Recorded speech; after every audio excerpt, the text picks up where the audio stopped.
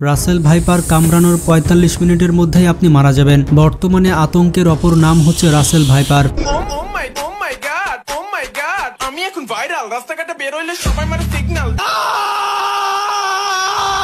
হাজার হাজার মানুষকে মৃত্যুসজ্জায় পাঠাচ্ছে রাসেল ভাইপার। এমনকি হাসপাতালে লাইন লেগে গিয়েছে শুধুমাত্র এই রাসেল ভাইপারের কারণে। এই রাসেল ভাইপারের এক কামড়েই ভারতীয় ইউটিউবার শাশ্বত বোসের কি হয়েছে তা আপনারা দেখুন। তার ভাগ্য ভালো ছিল যে সে যথাসময়ে চিকিৎসা পেয়েছিল, না হলে সে মারা যেত। তবে রাসেল ভাইপার তাকে যে হাতে কামড়েছে সে হাত পুরো অবশ হয়ে গিয়েছে। হতে পারে তার এই হাতটি কেটে ফেলতে হবে।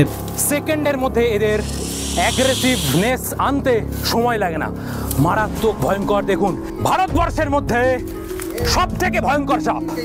বন্ধুরা, আপনারা এই সাপেরই আমি কামড় খেয়েছিলাম। রাসেল ভাইপার কেন এত বিষধর, এই সাপ কোথায় কোথায় পাওয়া যায় এবং এই সাপ কামড়ালে করণীয় কি, এইসব কিছু জানতে পারবেন আজকের এই ভিডিও থেকে। বাসাবাড়ি থেকে শুরু করে রাস্তাঘাট সব জায়গায় আতঙ্কের নাম রাসেলস ভাইপার। এই সাপটিকে অনেকে মৃত্যুদূত বলছে। তার একটি ছোবলই যথেষ্ট জীবন নাশের জন্য। গত ১ থেকে ১.৫ মাসে পুরো দেশে কয়েকশো মানুষ মারা গেছে এই সাপের কামড়ে। দেশের বিভিন্ন অঞ্চলে ছড়িয়ে পড়েছে ভয়ঙ্কর সাপ রাসেলস ভাইপার। রাসেলস ভাইপার একের পর এক ধরা পড়ছে বিষধর সাপ রাসেলস ভাইপার। এই সাপের মুখোমুখি হচ্ছেন বহু জেলার মানুষ। একের পর এক দংশনের কারণে মানুষ প্রাণ হারাচ্ছেন। অনেকেই বলছে অ্যান্টিডট নেওয়ার পরে দংশনের ২৫ দিন পর পর্যন্ত রোগীর মৃত্যু ঘটতে পারে। ইংরেজিতে এই সাপের নাম রাসেলস ভাইপার হলেও বাংলাতে এই সাপের নাম হচ্ছে চন্দ্রবোড়া। এই সাপটি এতটাই দ্রুত যে ১ সেকেন্ডের ১৬ ভাগের ১ ভাগ সময়ে সে তার কামড়ে বিষ ঢেলে দিতে পারে। আরো সহজভাবে বলতে গেলে ১ সেকেন্ডে ১৬ বার কামড়াতে পারবে। এত দ্রুত ছোবল দেওয়ার কারণে মানুষ বুঝতেই পারে না যে কখন দংশন করলো। এটি কামড় দেওয়ার পর অন্যান্য সাপের মতো পালিয়ে যায় না। কামড় দেওয়ার পর কুণ্ডুলি পাকিয়ে তার জায়গাতে ঘাপটি মেরে বসে থাকে। এটি গোখরা সাপের মতো ফুসফুস আওয়াজ করে তেড়ে আসে না। এটি বিরক্ত বোধ করলে জোরে জোরে হিসিস শব্দ করতে থাকে। সহজভাবে বলতে গেলে প্রেসার কুকারের সিটির মতো।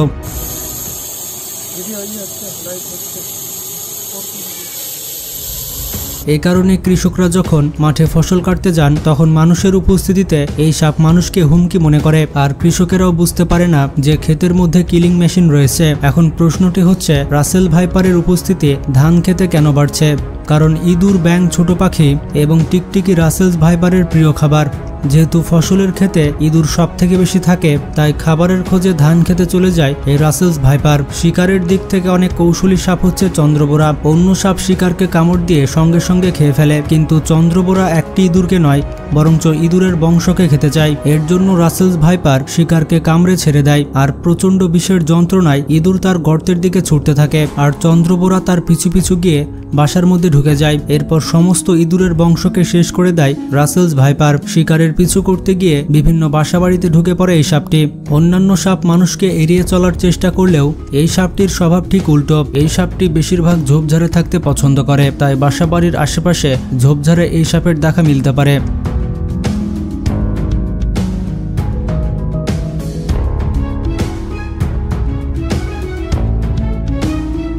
১৭৯৬ সালে স্কটিশ সার্জন, যার নাম ছিল রাসেল, তিনি সর্বপ্রথম এক বইয়ে এই সাপের নাম উল্লেখ করেন। তখন প্রথমবারের মতো পৃথিবীর মানুষ এই সাপ সম্পর্কে জানতে পারে। সেই সার্জনের নাম অনুযায়ী পরবর্তীতে এই সাপের নাম দেওয়া হয় রাসেলস ভাইপার। ১ দশক আগেও এই সাপটির নাম বাংলাদেশে শোনা না গেলেও সাম্প্রতিক বছরগুলোতে আশঙ্কাজনকভাবে বেড়েছে এর আনাগোনা, বিশেষ করে পদ্মা, মেঘনা এবং যমুনা নদীর অববাহিকায়। রাসেলস ভাইপার মূলত উপমহাদেশে বসবাস করে থাকে।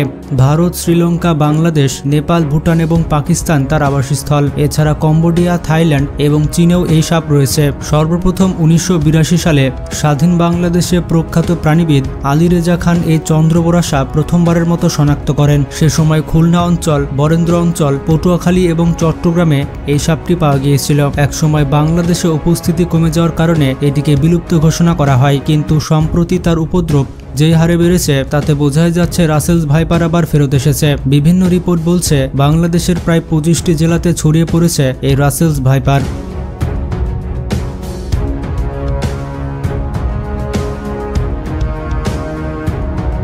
বরেন্দ্র অঞ্চল, রাজশাহী, নওগাঁ, নাটোর এবং যশোর পেরিয়ে এই সাপ পৌঁছে গিয়েছে বাংলাদেশের উপকূলীয় অঞ্চলগুলোতে, যেমন বরিশাল এবং চাঁদপুরে। এমনকি স্বাভাবিক চরিত্র পাল্টিয়ে ঢাকার আশেপাশের অঞ্চলগুলোতে এই সাপকে দেখা যাচ্ছে। বাংলাদেশের উত্তরের জেলাগুলো এবং দক্ষিণের জেলাগুলো হয়ে উঠছে এই সাপের হটস্পট। এই অঞ্চলগুলো থেকে প্রতিনিয়ত মৃত্যুর খবর উঠে আসছে, যার মধ্যে বেশিরভাগ রয়েছে শ্রমিক এবং কৃষক। বাংলাদেশে 3 থেকে 4টি বিষধর সাপ রয়েছে, কিন্তু তার মধ্যে সব থেকে বিষধর হচ্ছে এই রাসেলস ভাইপার। কিন্তু প্রশ্নটি হচ্ছে, রাসেলস ভাইপারের সংখ্যা এত বাড়ছে কেন? এই সাপ বৃদ্ধি হওয়ার একটি প্রধান কারণ, এটি ডিম না দিয়ে সরাসরি বাচ্চার জন্ম দেয়। এই সাপ একসাথে অনেকগুলো বাচ্চা দিতে পারে। যদি সাপ ডিম পারত তাহলে ডিম ফুটে বাচ্চা বের হওয়ার সংখ্যা একটু কম হতো, কিন্তু এই সাপ সরাসরি বাচ্চা জন্ম দিয়ে থাকে। একটি স্ত্রী রাসেলস ভাইপার 40 থেকে 90টি বাচ্চা একসাথে জন্ম দিতে পারে। তবে রাসেলস ভাইপারের বাচ্চাগুলোকে ভুলেও অবহেলা করবেন না, কারণ এদের বাচ্চাগুলোতেও প্রচুর পরিমাণে বিষ থাকে।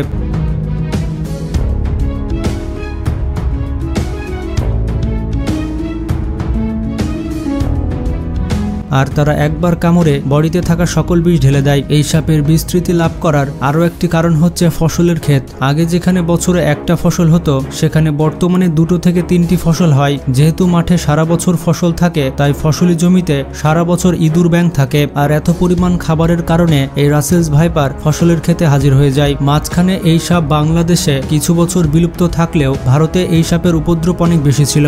বিশেষজ্ঞরা বলছেন, সম্প্রতি উজানের ঢালে কচুরিপানায় ভেসে এসেছে এই সাপগুলো। তাছাড়া জলবায়ু পরিবর্তনের কারণে এই রাসেলস ভাইপারের সংখ্যা বাড়ছে। আর এরকম অবস্থা চলতে থাকলে বাংলাদেশে যে অঞ্চলগুলোতে সাপের উপদ্রব নেই, সেই অঞ্চলগুলোতেও ছড়িয়ে পড়তে পারে রাসেলস ভাইপারের মতো বিষধর সাপ। তাপমাত্রা বেড়ে যাওয়ার কারণে শীতল রক্তের প্রাণী যেমন সাপের দেহে তাপমাত্রা বেড়ে যায়, আর তাদের দংশন করার হারও বৃদ্ধি পেয়ে যায়। অতিরিক্ত গরমের কারণে এই সাপ ছায়াযুক্ত স্থান খুঁজে বেড়ায়। সারা বছর রাসেলস ভাইপারের প্রজনন সময় হলেও মে থেকে আগস্ট মাস পর্যন্ত তারা সবথেকে বেশি বাচ্চা জন্ম দিয়ে থাকে। এটিও একটি বড় প্রভাবক হিসেবে কাজ করে। আর বর্ষা মৌসুমে এমনিতেও সাপের আনাগোনা বেশি থাকে। বাংলাদেশে 104 প্রজাতির সাপ রয়েছে, তার মধ্যে 30 প্রজাতির সাপ বিষধর। রাসেলস ভাইপার অন্যতম হওয়ার কারণ, এটি দংশনের সময় সর্বোচ্চ পরিমাণ বিষ ঢেলে দিতে পারে, আর এই বিষ দ্রুত রক্তে প্রবাহিত হয়। এর বিষের কারণে রক্তে মারাত্মকভাবে জটিলতা তৈরি হয়। বিষটি হিমোটক্সিন হওয়ার কারণে রক্ত জমাট বাঁধতে পারে না,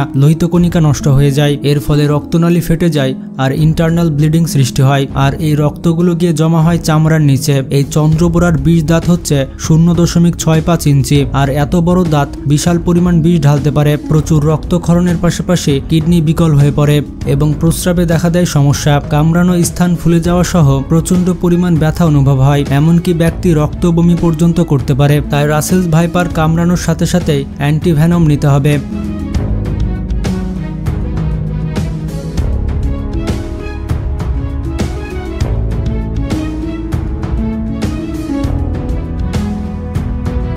সম্ভব হলে 100 মিনিটের মধ্যেই অ্যান্টিভেনম নিতে হবে। তবে বিশেষজ্ঞরা বলে থাকেন 72 ঘন্টার মধ্যে দেওয়া সব থেকে বেটার। তবে অ্যান্টিভেনম নিলেই কিন্তু আপনি সুস্থ হয়ে যাবেন না। গোখরা কিংবা কিউটে সাপের বিষ, এগুলো হচ্ছে নিউরোটক্সিন। এই কারণে তাদের বিষ স্নায়ুতন্ত্রে আক্রমণ করে, তাই এদের বিষ নষ্ট করতে অ্যান্টিভেনমই যথেষ্ট। আর রাসেলস ভাইপারের বিষ হচ্ছে হিমোটক্সিন। এই বিষটি স্নায়ুতন্ত্রে আক্রমণ করে না, বরঞ্চ রক্ত জমাট বাঁধিয়ে দেয়। এর কারণে শরীরের বিভিন্ন জায়গায় রক্ত প্রবাহ থেমে যায়, বিশেষ করে হৃৎপিণ্ড, যকৃৎ কিংবা ফুসফুসে। এই সকল জায়গাতে রক্ত প্রবাহ বন্ধ হয়ে মানুষ মারা যায়। এই কারণে রাসেলস ভাইপার কামড়ালে শরীর কোনো কিছু দিয়ে বেঁধে ফেলা কিংবা ওঝার কাছে নিয়ে যাওয়া আরো বিপজ্জনক হতে পারে।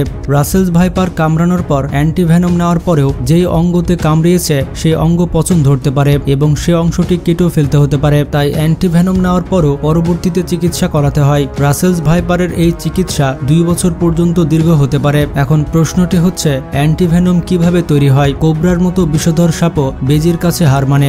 অনেকে ধারণা করে থাকে বেজির শরীরে সাপের বিষ নষ্ট করে দেওয়ার মতো অ্যান্টিবডি রয়েছে, তবে এই বিষয়টি সত্য নয়। বেজি বিভিন্ন কৌশলে সাপের কামড় থেকে নিজেকে রক্ষা করে। সাপের বিষে অনেক প্রাণী কুপোকাত হলেও ঘোড়া, গাধা, উট এমনকি ভেড়ারও তেমন একটা ক্ষতি হয় না। অবাক করার বিষয়টি হচ্ছে, এসব প্রাণীর শরীর থেকেই সাপের অ্যান্টিভেনম তৈরি হয়। এই বিষয়টিকে কাজে লাগিয়ে ঘোড়ার শরীর থেকেই বাণিজ্যিকভাবে সাপের অ্যান্টিভেনম তৈরি করা হয়। মূলত সাপের বিষ সংগ্রহ করার পর নির্দিষ্ট তাপমাত্রায় জমানোর পর সেই বিষ ঘোড়ার শরীরে দেওয়া হয়। এতে ঘোড়া কয়েকদিন অসুস্থ থাকলেও তাদের রক্তে 3 থেকে 4 দিন পর অ্যান্টিবডি তৈরি হয়ে যায়। পরবর্তীতে এই রক্ত ঘোড়ার শরীর থেকে বের করে অ্যান্টিবডি আলাদা করে নেওয়া হয়, আর এভাবেই তৈরি হয় অ্যান্টিভেনম। এই ঘোড়াকে আল্লাহ মানব কল্যাণের জন্যই তৈরি করেছে, আর এর জন্য কমেন্ট বক্সে আমরা সুবহানাল্লাহ লিখে ফেলি। সবার শেষে একটা কথা বলে দিতে চাই, রাসেলস ভাইপারের কামড় থেকে বাঁচতে হলে আপনার করণীয় কি?